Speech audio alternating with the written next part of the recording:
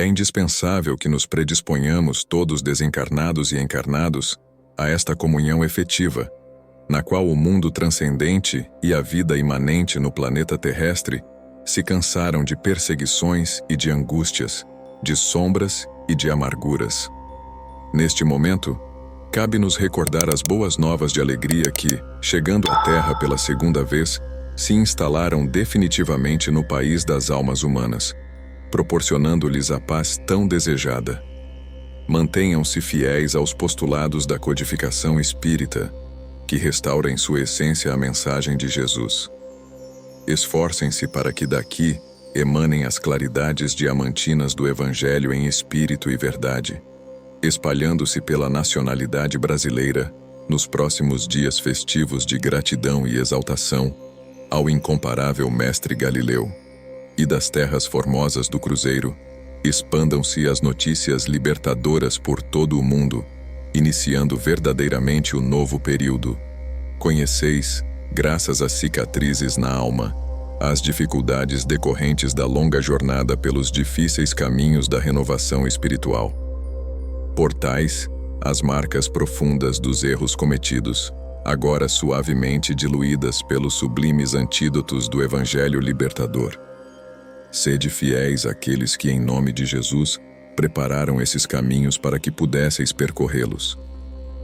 Não temais o mal, por mais que pareça compartilhado, por mais complexas e traiçoeiras sejam suas armadilhas, pois somente lobos caem nos alçapões para lobos. E por estardes no rebanho do Senhor, Ele cuidará para que não sucumbais a essas facilidades perturbadoras.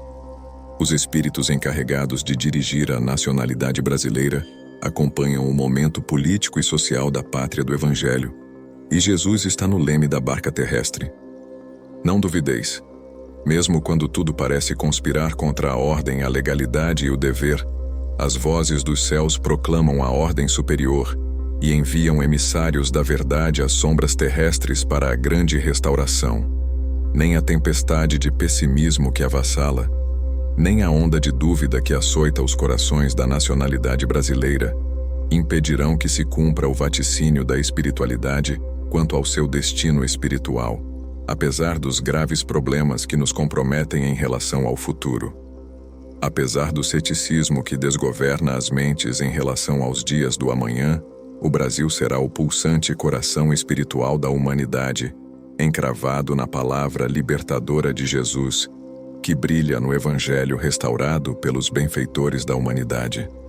Não se confunda a missão histórica do país com a lamentável competição em relação às megalópolis do mundo, que triunfam sobre as lágrimas das nações vencidas e escravizadas pela política financeira e econômica internacional. Não se pretenda colocar o Brasil no comando intelectual do orbe terrestre através de celebrações privilegiadas que deflagram as guerras de aniquilamento da vida física. Não se tenha em mente a construção de um povo que se celebrizou pelos triunfos do mundo exterior, caracterizando-se como primeiro no concerto das nações. Consideremos a advertência de Jesus quando diz que os primeiros serão os últimos e estes serão os primeiros.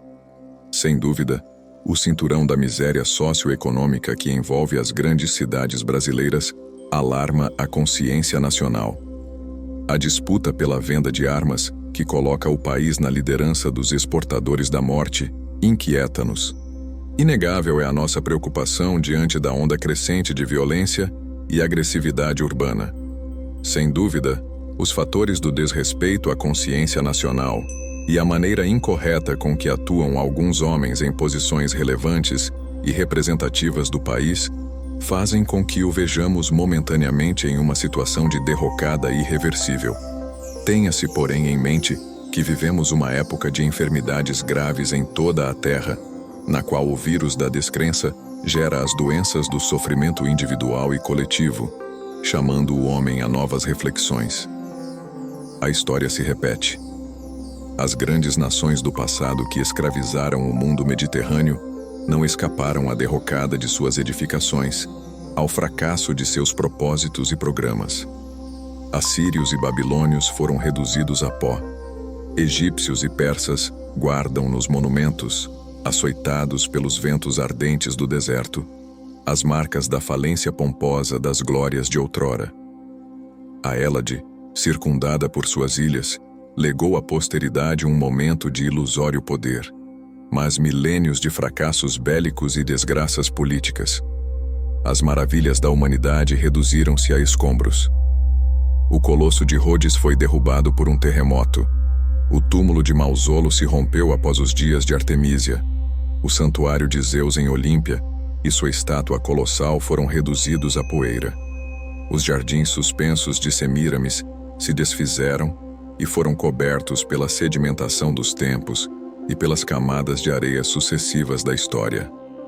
Assim aconteceu com muitos outros monumentos que marcaram uma época. No entanto, foram fogos fátuos de um dia, ou névoa, que a sucessão ardente dos séculos se encarregou de dissipar e transformar.